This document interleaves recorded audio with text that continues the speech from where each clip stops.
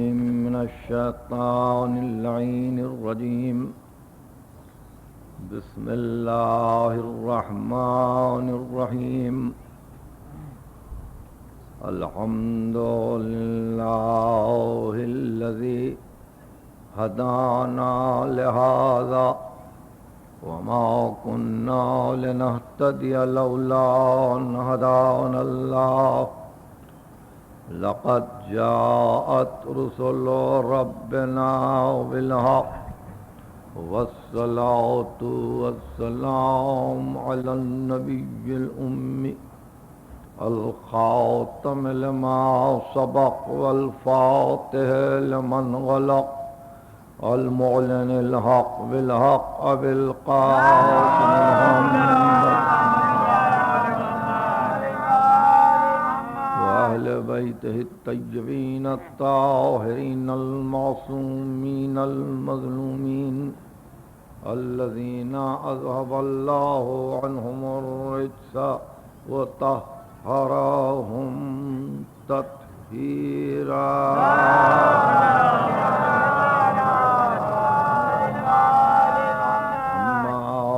فقد قال الله سبحانه وتعالى في محكم كتابه الحكيم يا أيها الذين آمنوا لا تتخذوا الكافرين أولياء من دون المؤمنين أتريدون أن تجعلوا لله عليكم سلطانا مبينا.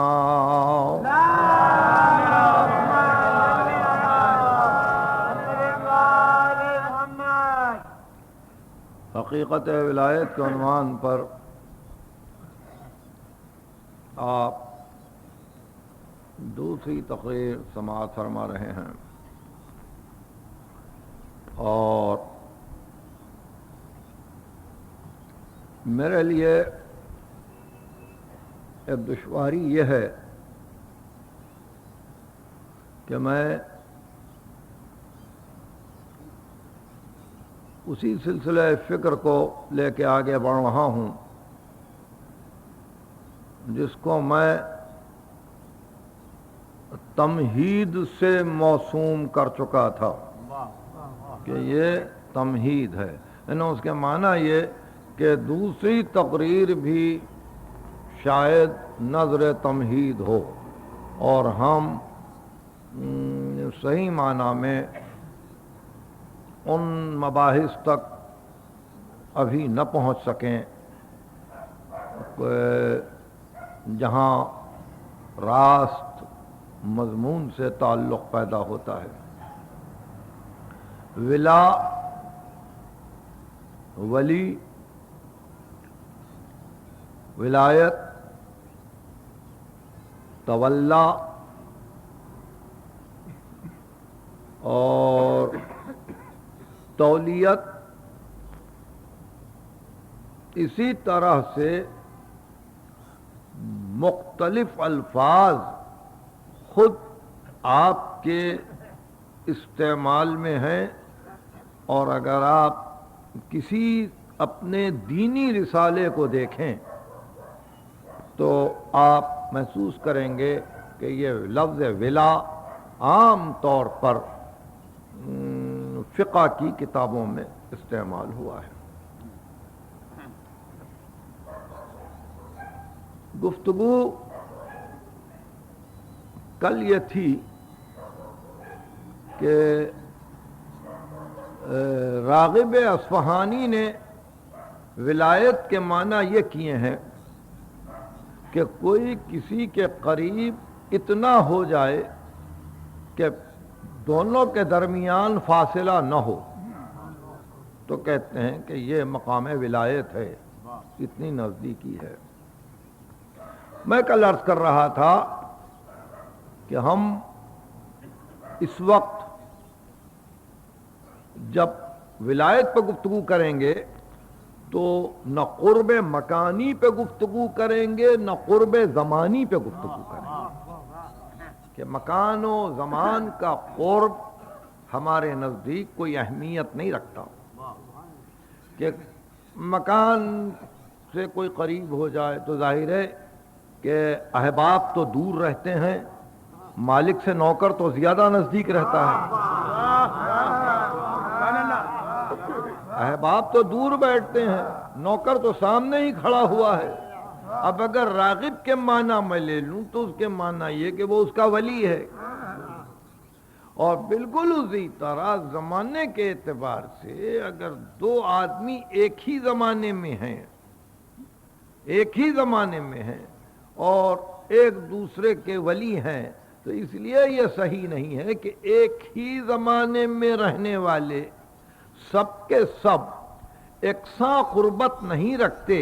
اس لیے کہ حسن ز بصرہ، بلال از حبش، صہیب ز روم، ز خاک مکہ ابو جہل انچے بلا جبیس۔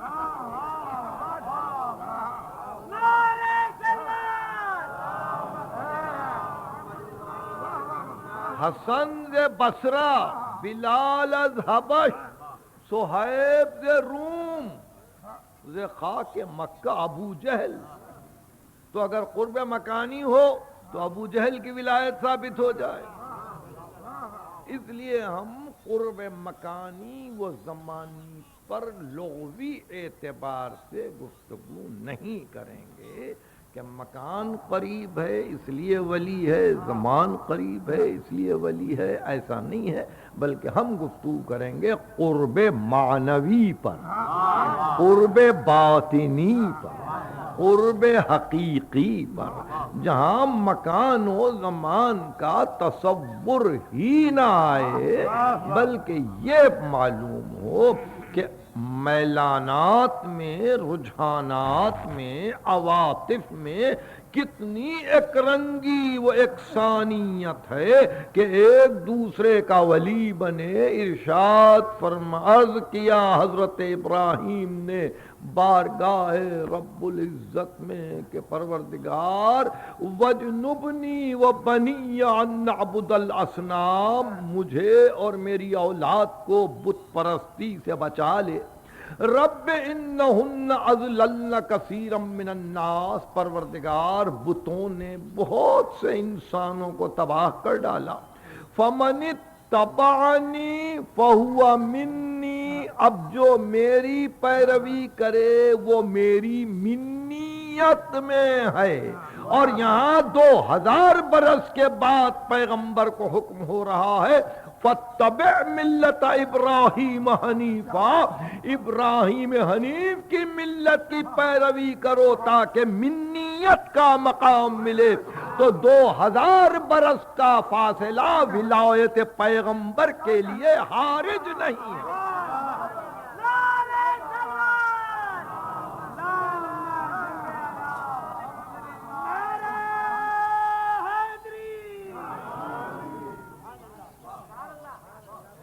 میں اس منزل پر تھوڑی سی اور توجہ چاہوں گا تاکہ ہم اس قرب معنوی اور قرب حقیقی کے مفہوم کو سمجھ لیں۔ پہلی چیز جو گفتگو میں کل سے ہم کو مسلسل کرتی ہے وہ یہ کہ لفظ ولایت ایک ایسا جامع لفظ ہے، یہ کل بھی کہہ چکا ہوں پھر آج تکرار کر رہا ہوں، ایک ایسا جامع لفظ ہے کہ ذات واجب نے اپنا نام لیا، اپنے رسول کا نام لیا، صاحبان ایمان کا نام لیا کہ ان کی ولایت ثابت ہے، اور پھر یہ کہا کہ جو اللہ کو، رسول کو، صاحبان ایمان کو اپنا ولی بنائے فَإِنَّ حِزْبَ اللَّهِ هُمُ الْغَالِبُونَ، اللہ کا لشکر ہے جو غلبہ پائے گا، یہ اللہ کا لشکر بن گیا۔ جو اتباع کرے، جو ولی بنائے اللہ کو، رسول کو اور صاحبان ایمان، یعنی یہ لفظ علیحدہ علیحدہ استعمال نہیں ہوا کہ جہاں تقسیم ہو جائے کہ جو اللہ کو ولی بنائے، رسول کو ولی بنائے، صاحبان ایمان کو ولی بنائے، نہیں، جو ولی بنائے ایک ہی مرتبہ کہا، اور اس کے بعد ایک مرتبہ محمول 3 ہو گئے۔ یہی کل گفتگو تھی. جو ولی بنائے اللہ کو, رسول کو, صاحب ایمان کو.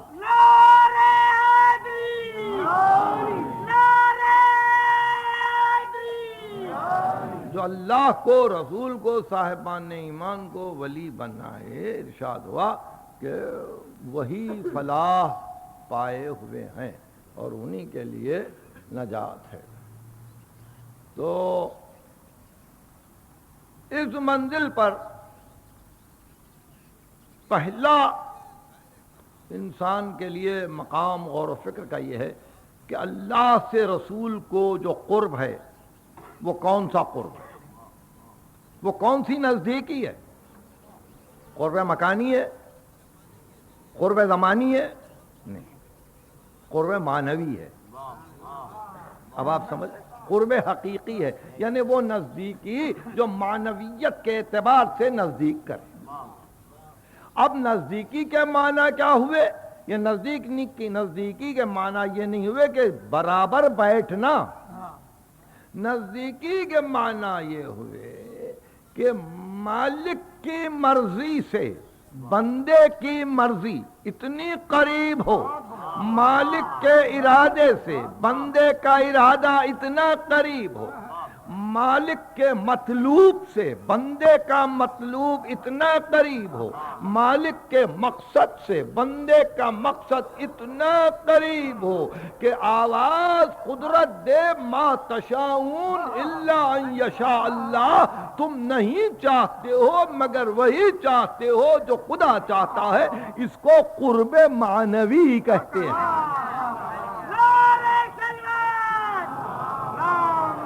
اس کو قرب معنوی کہتے ہیں, نزدیکی معنویت کے اعتبار سے کہ یہ نزدیک ہے. بالکل اسی طرح ختمی مرتبت میں اور صاحبان ایمان میں جو قیامت تک آنے والے ہیں, قرب مکانی بھی نہیں ہے, قرب زمانی بھی نہیں ہے, بلکہ مومن وہی ہے جو منشاء رسول کو سمجھے اور اپنے منشا کو رسول کے منشا کے خلاف نہ جانے دے, متضاد نہ ہو جائے, ضد نہ بن جائے.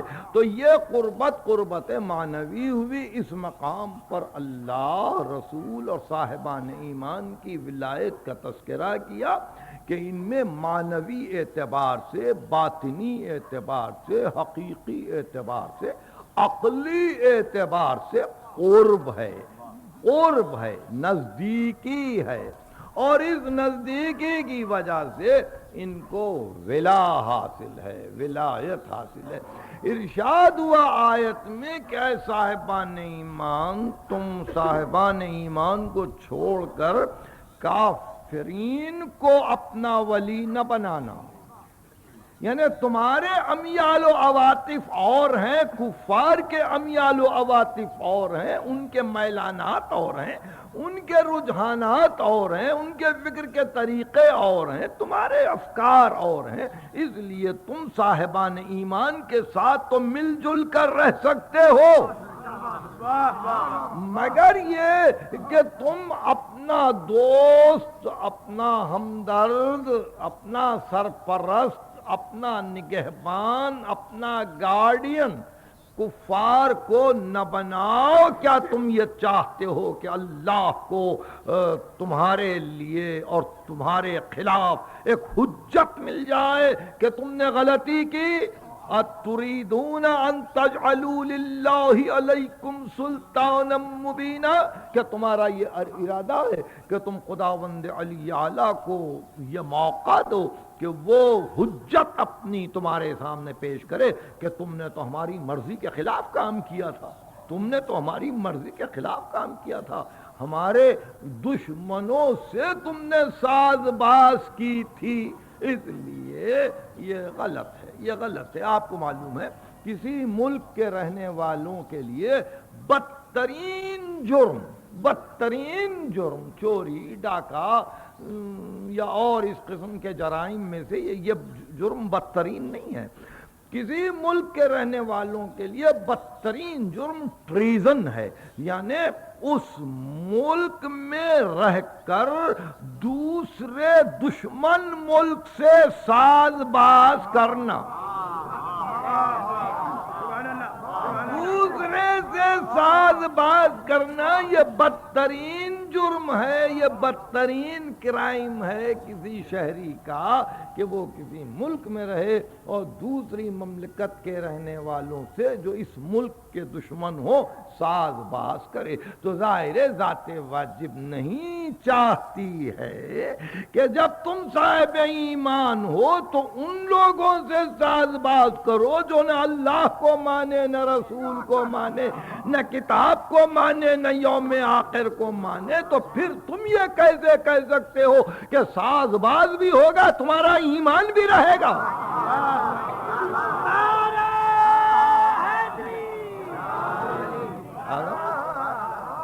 یعنی ساز باز بھی رہے گا تمہارا ایمان بھی رہے گا، یہ دو چیزیں ایک جگہ کیسے جمع ہوں؟ یا تم ساز باز کیے جاؤ یا ایمان کی منزل پر آؤ۔ تو اس طرح سے جب یہ امر ثابت ہو گیا تو ایک بحث یہاں بہت اہم ہے، اور وہ یہ ہے کہ نبی عالمین کے لیے رحمت ہوتا ہے، نبی عالمین کے لیے رحمت ہوتا ہے۔ اور قرآن مجید میں ارشاد ہوا وَمَا خَلْقُكُمْ وَلَا بَعْثُكُمْ إِلَّا كَنَفْسٍ وَاحِدَةٍ، پوری نوع انسانی نفس واحد ہے، پوری نوع انسانی نفس واحد ہے۔ تمہاری خلقت، تمہاری بعثت ایک جسم کی ہے اور نبی رحمت للعالمین ہے۔ اس کے باوجود روکنا کہ ان سے نہ ملو، نفس واحد ہے نوع انسانی، اس کے باوجود روکنا کہ خبردار ان کے نزدیک نہ جاؤ۔ سورہ ممتحنہ، سورہ ممتحنہ قرآن مجید کا 60واں سورہ ہے، یعنی سورہ حشر اس سے پہلے ہے 59واں سورہ، اور اس کے بعد سورہ صف اس کے بعد ہے 61واں سورہ، اس کے بعد سورہ جمعہ ہے۔ تو اس سورے کی خصوصیت یہ ہے کہ آغاز سے لے کے انجام تک یہ تصور ولایت پہ گفتگو کرتا ہے یہ سورہ ممتحنہ۔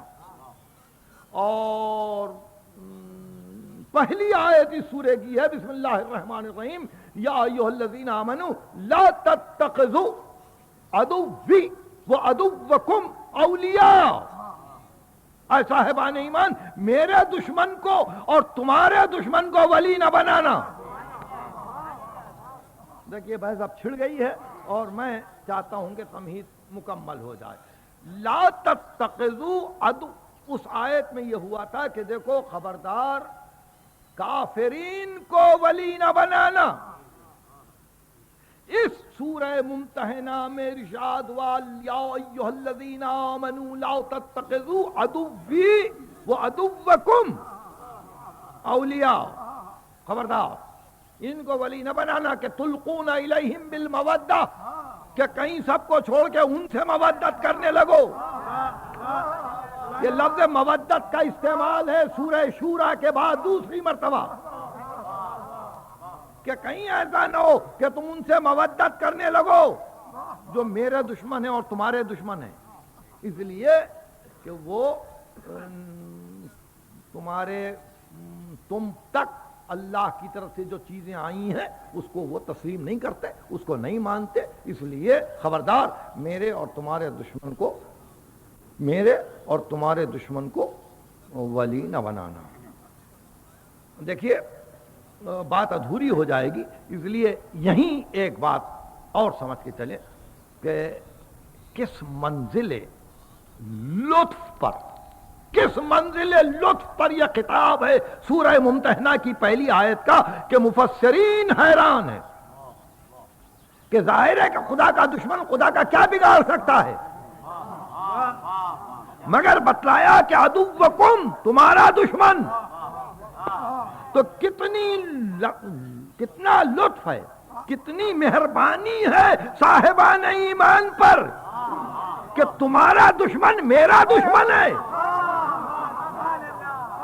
تمہارا دشمن میرا دشمن ہے۔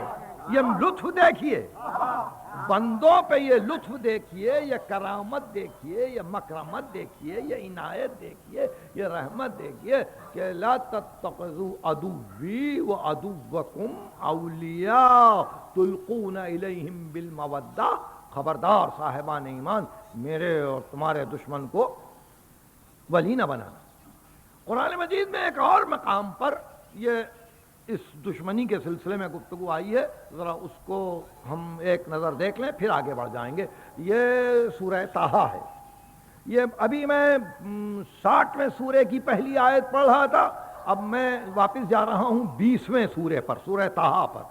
سورہ طٰہٰ کی ایک عجیب آیت ہے کہ حضرت موسیٰ نے ایک طویل دعا کی، آپ سب کو یاد ہے، رب اشرح لی صدری ویسر لی امری واحلل عقدۃ من لسانی یفقہوا قولی واجعل لی وزیرا من اہلی ہارون اخلد بہ ازری واشرکہ فی امری کی نسبحک کثیرا ونذکرک کثیرا. اپنے بھائی کے لیے کہ پروردگار میرے بھائی کو میرا ساتھی بنا، میرے کام میں شریک گردان اور میرے بوجھ کو آسان کر، میرے سینے کو کھول دے. تو ارشاد ہوا لقد اوتیت سؤلک یا موسیٰ، موسیٰ تمہاری دعا قبول. لقد مننا علیک مرۃ اخری، اور ہم اس سے پہلے بھی ایک مرتبہ تجھ پر احسان کر چکے ہیں. موسیٰ ہم اس سے پہلے بھی تجھ پر ایک مرتبہ احسان کر چکے ہیں. اذ اوحینا الی امک ما یوحی، جبکہ ہم نے تیری والدہ گرامی کی طرف وحی کی جو ہم وحی کرنا چاہتے تھے، جو کچھ وحی کی گئی. اور وہ وحی یہ تھی، وحی یہ تھی یعنی خطاب موسیٰ سے. اور ایک مرتبہ ارشاد ہوا کہ دعا قبول وسیع بنا دیتے ہیں،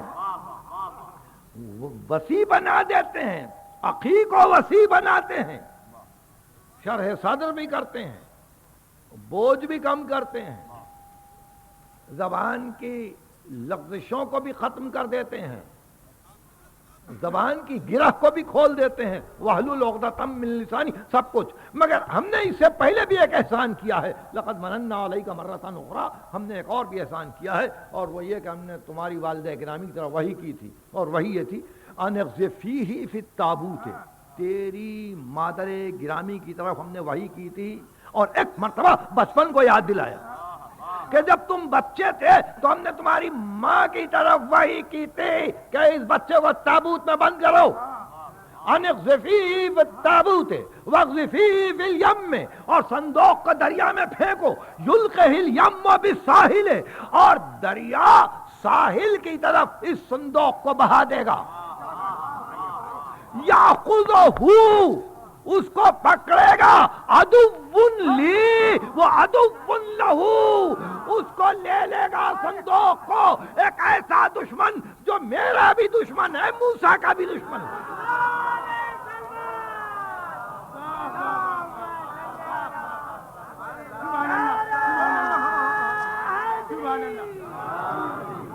آپ دیکھ رہے بہت غور سے سنیے،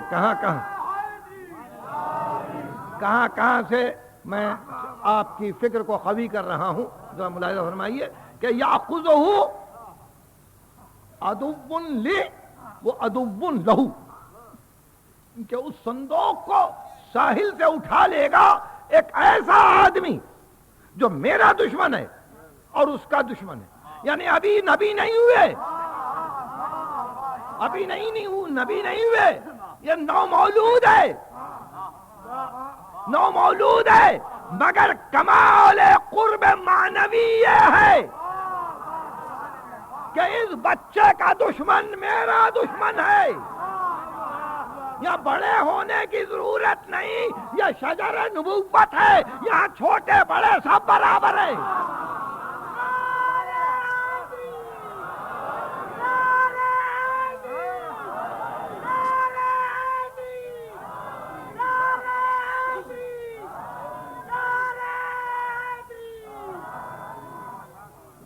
محفوظ کرنے کی کوشش کیجئے، یاد کرنے کی کوشش کیجئے، ذہن میں رکھنے کی کوشش کیجئے جو کچھ کہا جا رہا ہے. اس لیے کہ ظاہر ہے کہ آپ نے وقت صرف کیا ہے، آپ اپنا وقت مجھے دے رہے ہیں، آپ کا وقت رائے گاں تو نہیں جا سکتا.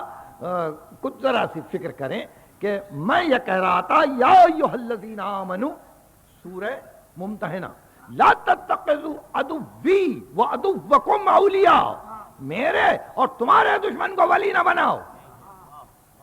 تو یہ کمال لطف الہی دیکھیے کہ تمہارے دشمن کو اپنا دشمن قرار دے رہا ہے، اور اس سے پہلے موسیٰ کے بچپن کے دور کو یاد دلا کر کہ اس بچے کا دشمن میرا دشمن ہے، یہ بتلانا چاہتا ہے کہ دوستی اور دشمنی مکان و زمان سے نہیں ہے، معنوی ہے.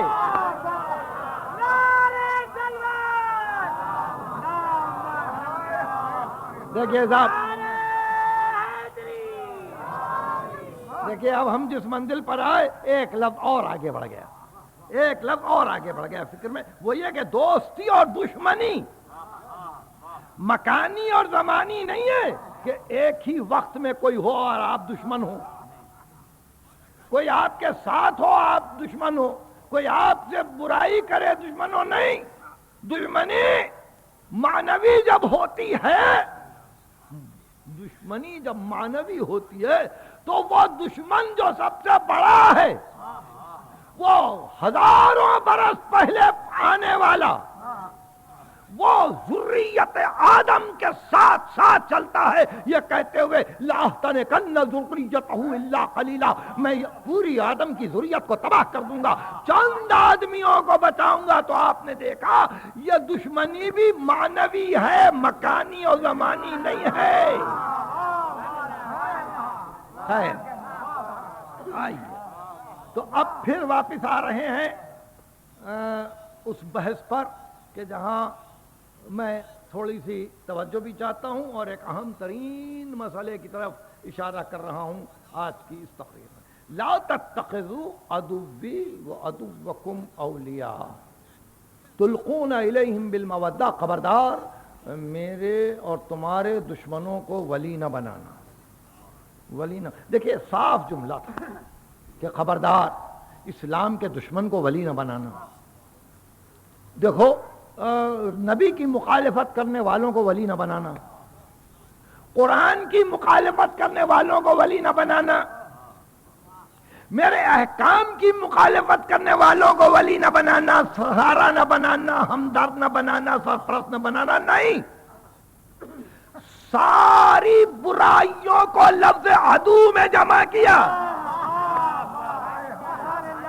عدو میں جمع کیا کہ تمہارے دشمن کو اور میرے دشمن کو ولی نہ بناؤ.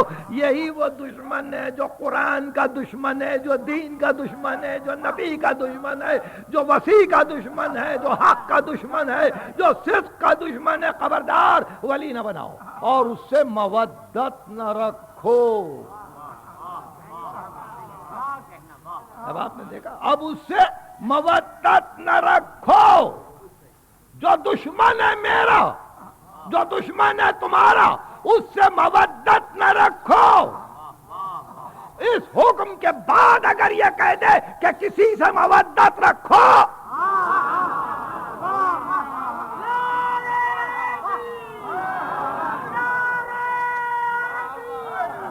کسی سے مودت رکھو، تو فوراً ثابت ہے کہ وہ جن سے مودت کا حکم ہوگا وہ ولی ہوں گے، عدو نہیں ہوں گے.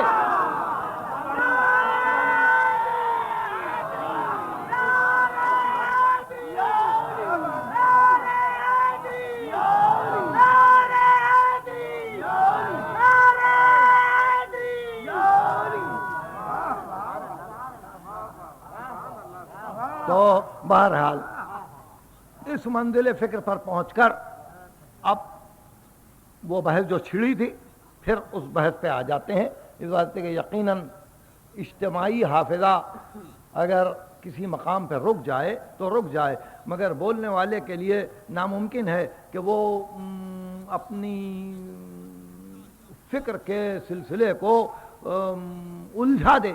اور آپ کبھی جب بیدار ہوں اور کبھی چونکیں اس نشہ تقریر سے تو اس وقت آپ کو یہ خیال آئے کہ دیکھیے ایک بحث رہ گئی تھی، بحث ہم یہ کرتے ہوئے آئے تھے کہ وما خلقکم ولا بعثکم الا کنفس واحدہ، تمہاری خلقت اور تمہاری بعثت نفس واحد کی ہے، اور نبی رحمت للعالمین ہے۔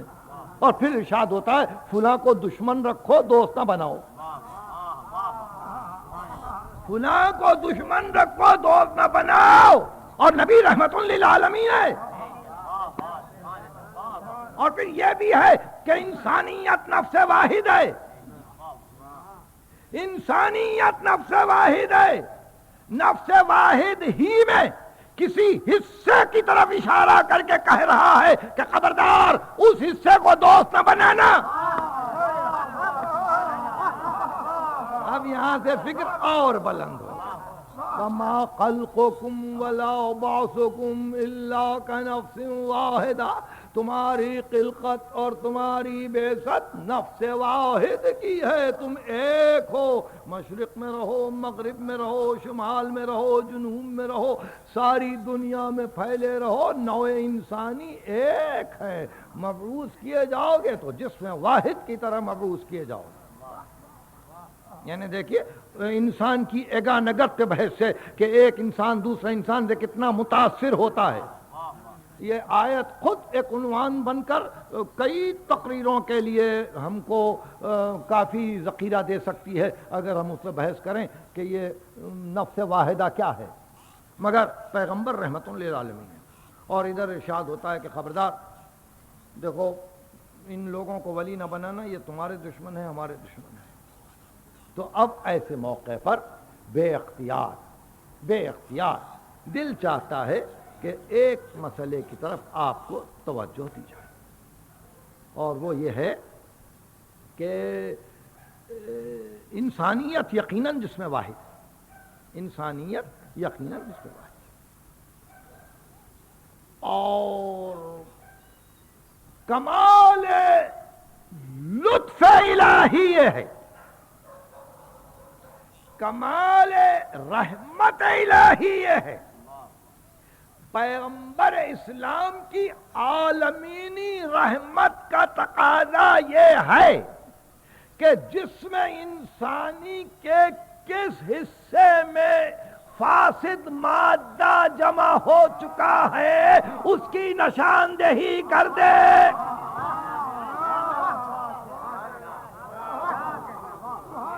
دیکھیے باپ سے بڑھ کر بیٹے کا اور ماں سے بڑھ کر اولاد کے لیے چاہنے والا کوئی نہیں ہے، مگر جب یہ پتا چلا کہ اس کے ہاتھ میں زہر آ چکا ہے اور ڈاکٹروں نے یہ طے کیا کہ بغیر اس کے ہاتھ کے کٹنے کے اس کی جان نہیں بچ سکتی، تو وہی چاہنے والا باپ اپنے بچے کو آپریشن تھیٹر میں لے جا کے میز پر لٹا دیتا ہے اور ڈاکٹر سے خواہش کرتا ہے گڑ گڑا کے کہ خدا کے لیے اس کا ہاتھ کاٹ دیجئے، جان تو بچ جائے۔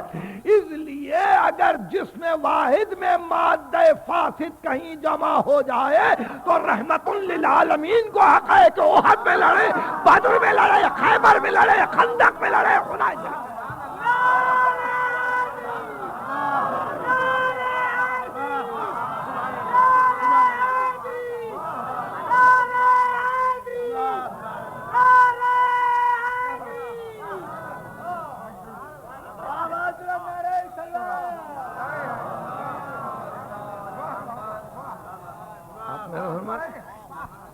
یعنی وہ رحمت للعالمین ہے، باپ سے زیادہ رحمت رکھنے والا،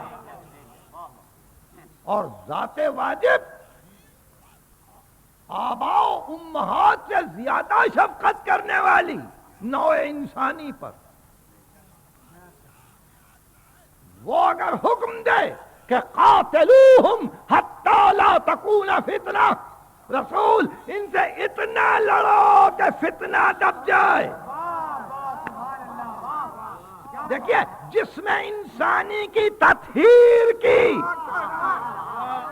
جسم انسانی کو پاک کیا، جگہ جگہ پہ نشتر لگائے، جگہ جگہ سے مادہ فاسد نکال دیا اور کہا کہ دیکھو یہ مادہ فاسد اگر رہتا تو پوری نوع انسانی تباہ ہو جاتی. جسم کو بچانا ہے تو ختمی مرتبت کے لیے تو یہ ممکن ہے کہ وہ نشتر لگائے، اس لیے کہ آپریشن وہی کر سکتا ہے جو حقیقت میں جانتا ہو کہ جسم کی ساخت کیا ہے.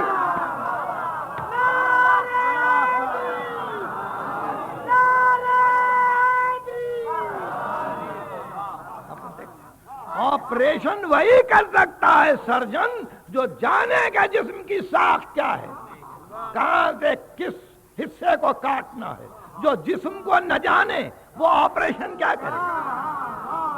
بالکل اسی طرح نوع انسانی کو جو جانے وہ جہاد کا حکم دے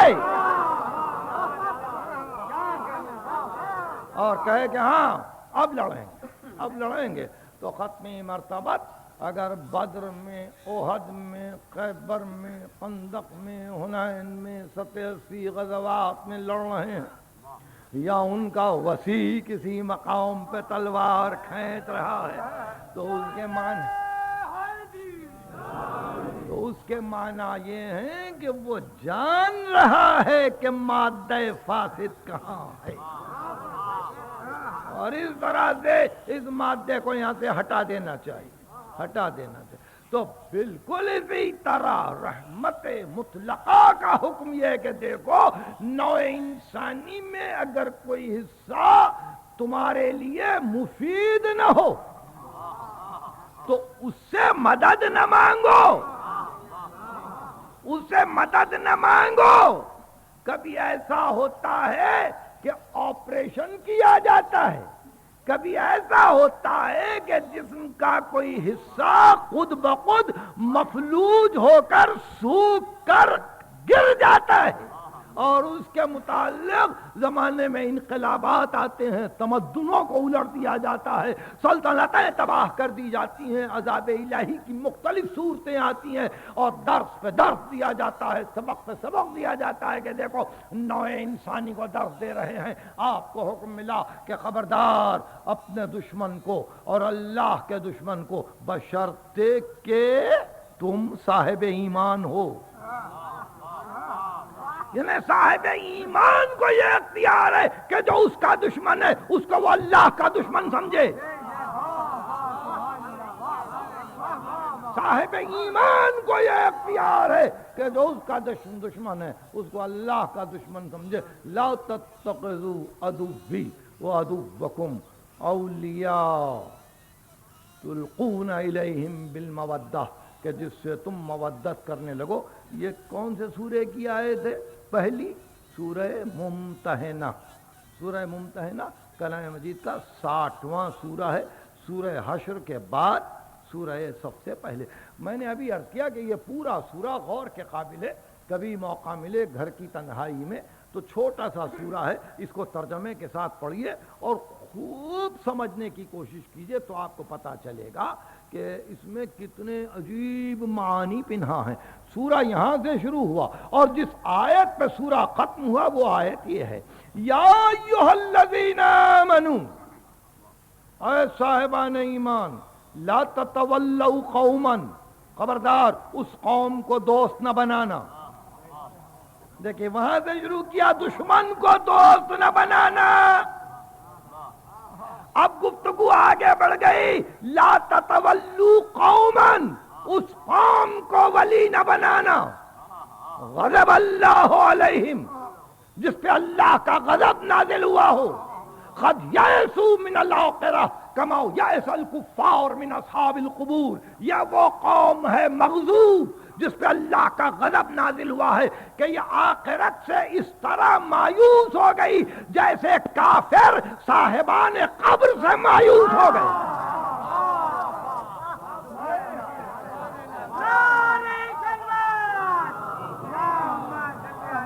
آپ دیکھ رہے ہیں صاحبان قبر سے جیسے کافر مایوس ہو گئے.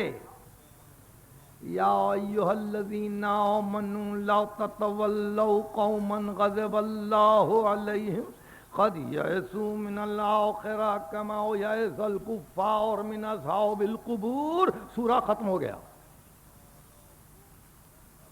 اس میں کیا بات تھی کہ خبردار دیکھو مغضوب قوم کو ولی نہ بنانا, دوست نہ بنانا, نگہبان نہ بنانا, اپنا ہمدرد نہ سمجھنا.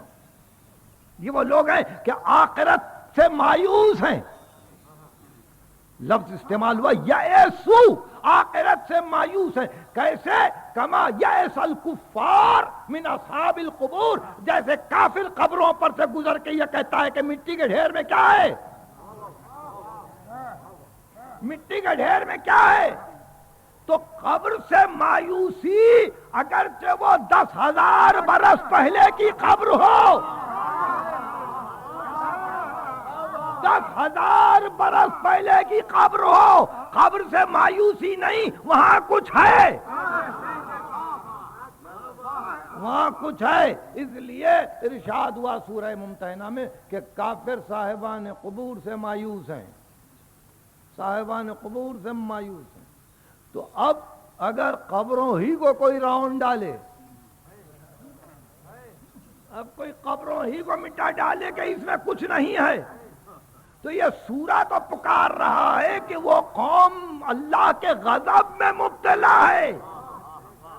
کما یئس القبور, جیسے کافر صاحبان قبور سے مایوس ہو گئے, صاحبان قبور سے مایوس ہو گئے. اصحاب القبور, کہ قبر میں لوگ ہیں, قبر میں لوگ ہیں. آپ یہ سمجھتے ہیں کہ جسم نہیں ہے, دیکھیے اب گفتگو اور آگے بڑھ گئی. آپ یہ سمجھتے ہیں کہ اس کا کاسہ سر بھی نہیں ہے, اس کی ہڈیاں بھی نہیں ہیں, مگر اس کے باوجود علم الہی میں ہے کہ اس قبر میں وہ اجزاء اصلی موجود ہیں کہ نشر کی منزل پر جب ہم آواز دیں گے تو ایک مرتبہ قبروں سے سب آئیں گے, قبروں سے سب آئیں گے. تو جو مایوس ہو جائے, جو مایوس ہو جائے اصحاب قبور سے, خبردار ان کو ولی نہ بنانا, ان کو ولی نہ بنانا. تو اب ایک عجیب بات یہ ہے کہ اگر قبر کا تذکرہ کرتے ہیں تو دنیا قبر پرست کہتی ہے, اگر نہ کرتے ہیں تو قرآن مجید تنبیہ کرتا ہے, تنبیہ کرتا ہے. کیا نا امید ہو گئے قبروں سے, کیا نا امید ہو گئے قبروں سے؟ قرآن مجید کی تنبیہ زیادہ تکلیف دہ ہے, اس لیے دنیا کا خیال نہ کیجئے. یہ دنیا اسی طرح سے چیختی چلاتی رہے گی, اس کو اپنے حال پر چھوڑیے. قرآن مجید نے صاف طور پر بتلا دیا کہ سورہ حج, سورہ حج ایک آیت ہے, بڑی طویل آیت, میں اس کو شاید کل پڑھ سکوں مگر آج عرض کروں گا کہ ان اللہ یبعث. دیکھیے ماں اور من کا فرق ہے قواعد کے اعتبار سے. ماں غیر ذوی العقول کے لیے ہے, من ذوی العقول کے لیے ہے. ان اللہ یبعث من فی القبور, جو قبروں میں ہے اللہ سب کو اٹھائے گا. ان اللہ یبعث ما فی القبور نہیں ہے کہ مٹی کو اٹھائیں گے, ہڈی کو اٹھائیں گے, نہیں, من فی القبور, جن کو قبروں میں رکھا گیا.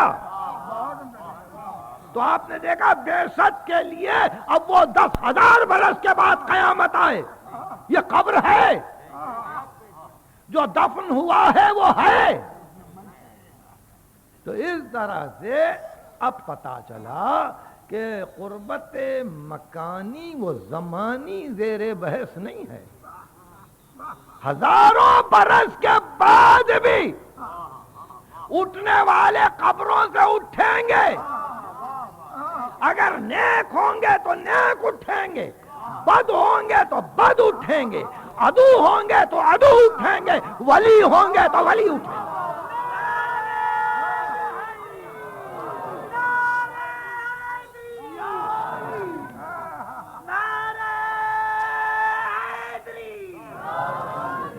میں نے زحمت دی، میں چاہتا ہوں کہ جو کچھ بھی عرض کیا جائے مختصر سے وقت میں اس کو محفوظ کرنے کی کوشش کیجیے، اس لیے کہ یہ پیغام ایسا نہیں ہے کہ اس کو آپ سرسری طور پر سنیں اور سرسری طور پر اس سے گزر جائیں۔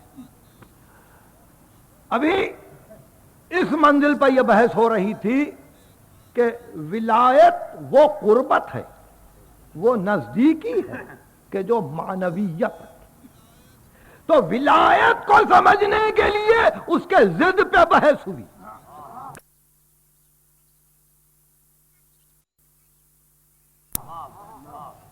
ولایت کو سمجھنے کے لیے اس کے ضد پہ بحث ہوئی، یعنی دشمن الہی، وہ جو ولی الہی ہے، وہ جو دشمن الہی نبیت۔ تو ولایت کو سمجھنے کے لیے اس کے ضد پہ بحث ہوئی، ولایت کو سمجھنے کے لیے اس کے ضد پہ بحث ہوئی، یعنی دشمن الہی، وہ جو ولی الہی ہے، وہ جو دشمن الہی۔ تو اب آپ نے دیکھا کہ جب ایک دودھ پیتے بچے کو جو ابھی پیدا ہوا ہے، یہ ارشاد ہو رہا ہے اس کی ماں سے کہ اس کا دشمن اور میرا دشمن اس بچے کو اٹھائے گا، اس بچے کو اٹھائے گا۔ اور پھر موسیٰ، ابھی گفتگو موسیٰ سے جاری ہے، سورہ طٰہٰ، وَأَلْقَيْتُ عَلَيْكَ مَحَبَّةً مِّنِّي، میں نے تجھ کو اپنی محبت کا مرکز بنایا، تجھے ڈال دیا تیری ماں نے صندوق میں، صندوق کو ڈال دیا دریا میں، دریا لے چلا صندوق کو ساحل تک، ساحل پر تیرے اور میرے دشمن نے اٹھایا، مگر میری محبت ساتھ تھی، لَتُسْنَا عَلَىٰ عَيْنِي، میری نگاہیں لگی ہوئی تھی کہ میرا دوست کیسے پروان چڑھتا ہے۔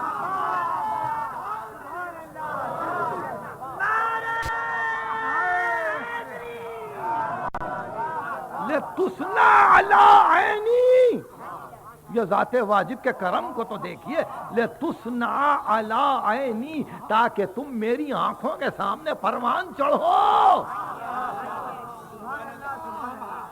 پروان چڑھو۔ عجیب منزل۔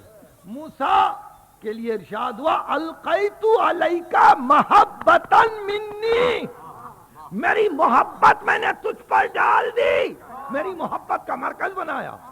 موسیٰ مرکز محبت بن جائے اور محمد نہ ہو۔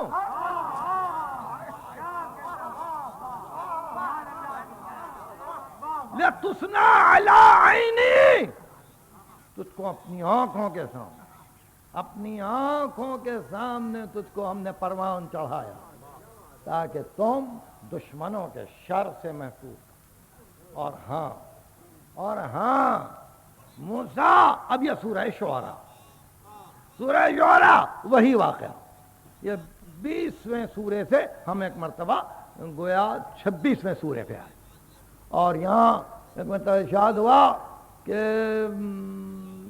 ہم وہ وقت دیکھ رہے تھے جب موسیٰ کی والدہ پر آثار وضع حمل طاری ہوئے، اور اب یہ تڑپنے لگیں اس لیے کہ اطراف فرعون کے جاسوس کھڑے ہوئے تھے، اور منجمین فرعون نے کہہ دیا تھا کہ اس گھرانے میں کوئی بچہ پیدا ہوگا جو تجھ کو تیرے لشکر سمیت دریائے نیل میں غرق کر دے گا، اور ادھر حکم یہ ہوا تھا کہ جو بچہ پیدا ہو قتل کر دیا جائے۔ تو ہم نے اے موسیٰ، وہ اوحینا الی ام موسیٰ، ہم نے وحی کی مادر موسیٰ کی طرف، ان ارضعیہ، اس بچے کو پیٹ بھر کے دودھ پلا دے، وَإِذَا خِفْتَ عَلَيْهِ، اور اگر خوف طاری ہو، فَالْقِيهِ فِي الْيَمِّ، اس بچے کو ڈال دے دریا میں،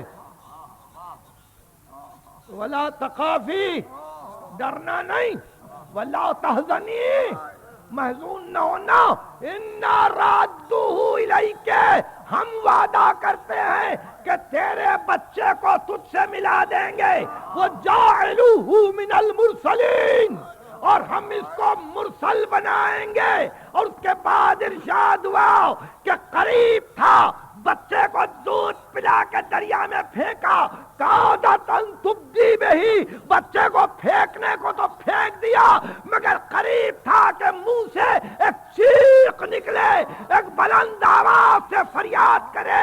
ہم نے پڑھ کے مادر موسیٰ کے دل کو تھاما۔ میری تقریر ختم ہوئی، ام رباب کا بھی ایک بچہ ہے، ام رباب کا بھی ایک بچہ ہے، اس سے کوئی وعدہ نہیں ہے کہ ام رباب ہم تیرے بچہ کو پانی پلا کے بھیجیں گے۔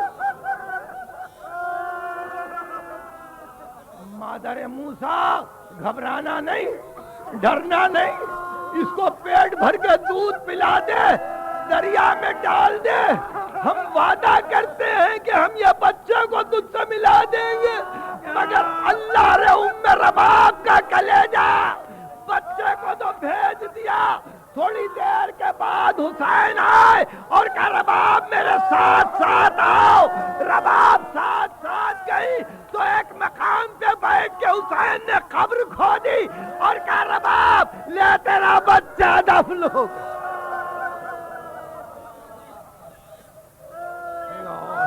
سیدی و مولایا خداوند ہم کو کامل ایمان کر، ہمارے حوائج دین و دنیا، ملت کو متحد کر، مملکت کو مستحکم کر، تعجیل فرما۔